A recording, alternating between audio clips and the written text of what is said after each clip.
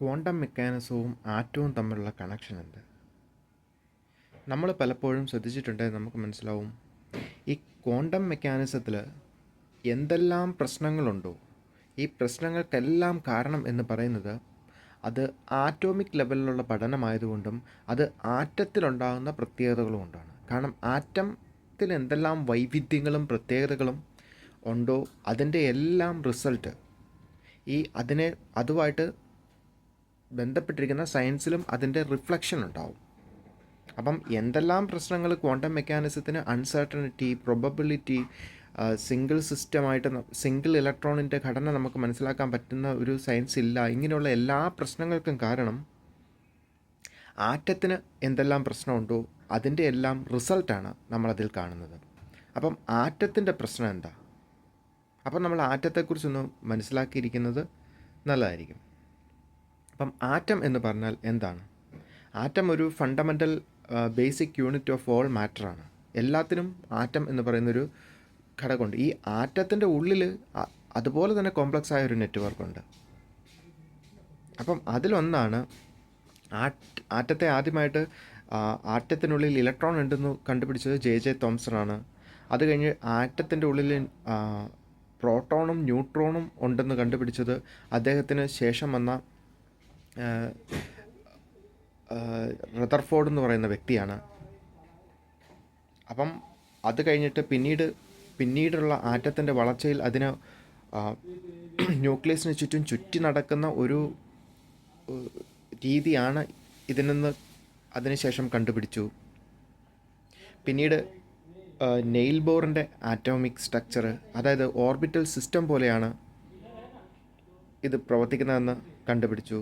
കാരണം റദർഫോർഡ് തന്നെയാണ് ആറ്റത്തിൻ്റെ ന്യൂക്ലിയസിൻ്റെ മുകളിലൂടെ ഇങ്ങനെ ചുറ്റി നടക്കുക എന്നുള്ള ഐഡിയ വന്നത്. അതിനൊന്നും കൂടി കാരണം അദ്ദേഹത്തിൻ്റെ ഇതിനൊരു കുഴപ്പമുണ്ട്. അങ്ങനെ ചുറ്റി നടക്കുകയാണെങ്കിൽ ഈ ചുറ്റി നടക്കുന്ന ഇലക്ട്രോണുകളിൽ നിന്ന് ഇലക്ട്രോൺ അങ്ങനെ ചുറ്റി നടക്കുമ്പം എമിറ്റ് ചെയ്ത് ഇലക്ട്രോൺ നഷ്ടപ്പെട്ട് അത് ന്യൂക്ലിയസിൽ വന്ന് വീണ് കൊളാപ്സായി പോകേണ്ടതാണ്. പക്ഷെ അങ്ങനെ നടക്കുന്നില്ല. അപ്പം അതെന്തുകൊണ്ടാണെന്ന് ചിന്തിച്ചപ്പോഴാണ് അതിന് ശേഷം വന്ന നെയിൽ ബോറിന് ഇത് എനർജി നഷ്ടപ്പെടാതെയാണ് ഈ പ്ലാനറ്ററി സിസ്റ്റം പോലെ, പ്ലാനറ്ററി സിസ്റ്റത്തിന് എനർജി നഷ്ടപ്പെടാതെയാണ് സൂര്യന് ചുറ്റും ഇത് കറങ്ങുന്നത്, ഗ്രഹങ്ങളെല്ലാം കറങ്ങുന്നത്. അതുപോലത്തെ ഒരു പ്ലാനറ്ററി സിസ്റ്റം മോഡൽ ആറ്റം എന്ന് പറഞ്ഞാൽ, കാരണം ഫിക്സ്ഡ് ഓർബിറ്റലിലാണ് സഞ്ചരിക്കുന്നത് എന്നുള്ളൊരു ഐഡിയ കൊണ്ടുവന്നത് നെയിൽ ബോറാണ്.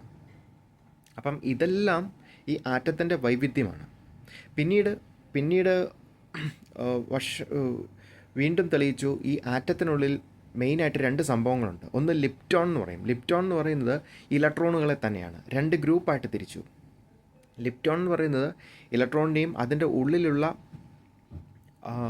കോർക്കിലുള്ള സംഭവം, കോർക്ക് എന്ന് പറയുന്ന ആറ്റത്തിൻ്റെ ഉള്ളിലുള്ള സംഭവത്തിൽ ന്യൂട്രോൺ, പ്രോട്ടോൺ ഇതുപോലുള്ള സംഭവം, പോസിറ്റീവ് ചാർജുള്ള പ്രോട്ടോണ്, ന്യൂട്രൽ ചാർജുള്ള ന്യൂട്രോണ്, ഇത് രണ്ടും കൂടി ഒരുമിച്ചിരിക്കുക. അപ്പം ഇതിനകത്ത് ഈ ഒരുമിച്ചിരിക്കുന്ന ഇതിന് ഈ ന്യൂക്ലിയസ് എന്ന് പറയും. ഈ ന്യൂക്ലിയസിനും ഒരു പ്രത്യേകതയുണ്ട്.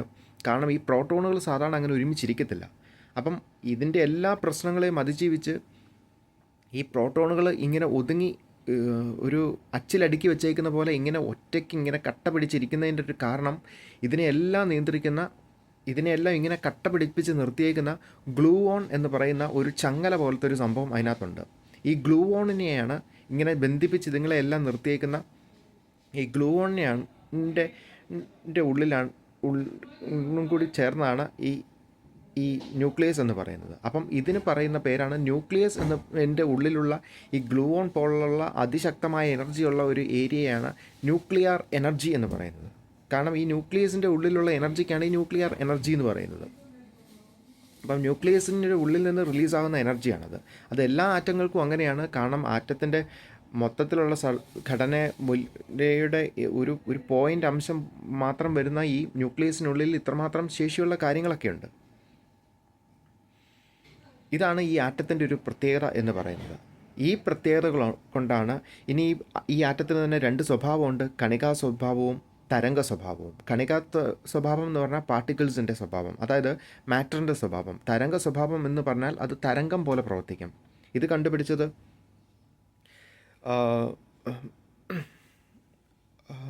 ഹൈസൻബർഗാണ്, വെർണാഡ് ഹൈസൻബർഗാണ്.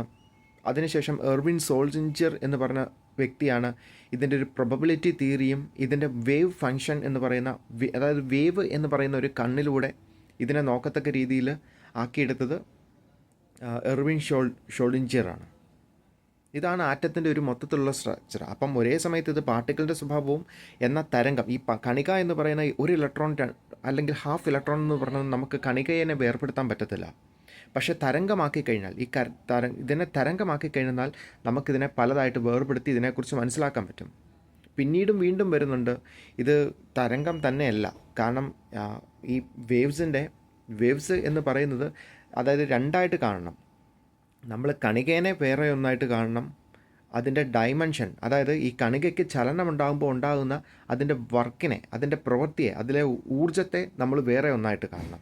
അങ്ങനെ ഊർജ്ജത്തിൻ്റെ ഒരു റിസൾട്ടാണ് തരംഗം എന്ന് പറയുന്ന പുതിയൊരു ഐഡിയോളജിയും ഇതിൽ മുന്നോട്ട് വരുന്നുണ്ട്. കാരണം ഒരു കടലിലുള്ള ഒരു ശുദ്ധമായ ജലാശയത്തിലേക്ക് നമ്മളൊരു കല്ലെടുത്തെറിയുക. കല്ല് ഇലക്ട്രോണാണെന്ന് വെച്ചു, അല്ലെങ്കിൽ ഇതിലെ ന്യൂട്രോണോ പ്രോട്ടോണോ എന്തെങ്കിലും ആണെന്ന് വെച്ചു, നമ്മളങ്ങ് എടുത്തു. മെയിനായിട്ട് നമ്മൾ ഇലക്ട്രോണുകളെയാണ് ഇതിനകത്തെല്ലാം കൂട്ടുന്നത്, എറിയുക. അപ്പം ആ ഇലക്ട്രോൺ ചെന്ന് ഒരു സ്ഥലത്ത് വീഴുകയെന്ന് വെച്ചു. ആ വീഴുന്ന സ്ഥലത്ത് സംഭവിക്കുന്ന കാര്യം എന്താണെന്ന് വെച്ച് കഴിഞ്ഞാൽ ആ വീഴുന്ന പ്രവൃത്തിക്കുണ്ടായിരുന്ന ഊർജ്ജവും ഊർജ്ജശേഷിയും ഒക്കെ കൊണ്ടാണ് അവിടെ ഒരു തരംഗം ഉണ്ടായേക്കുന്നത്.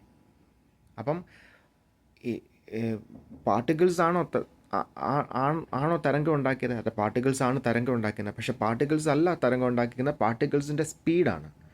പാർട്ടിക്കിൾസ് സ്പീഡിൽ ചെന്ന് വീണതിന് എന്തുമാത്രം സ്പീഡുണ്ടോ ആ സ്പീഡാണ് അവിടെ തരംഗം ഉണ്ടാക്കിയിരിക്കുന്നത്. അപ്പം പാർട്ടിക്കിൾസിൻ്റെ പ്രവൃത്തിയുടെ റിസൾട്ടാണ് ഈ തരംഗം എന്ന് പറഞ്ഞ ഒരു ഐഡിയോളജി വേറെ പറയുന്നുണ്ട്.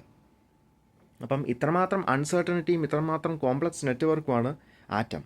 അപ്പം അത്രയും നെറ്റ്വർക്കിലെ കോംപ്ലക്സിറ്റി എല്ലാം അതിൻ്റെ സയൻസിലും ഇൻഫ്ലുവൻസ് ചെയ്യുന്നതുകൊണ്ടാണ് ക്വാണ്ടം മെക്കാനിസം ഭയങ്കര സങ്കീർണമായിട്ട് പോകുന്നത്.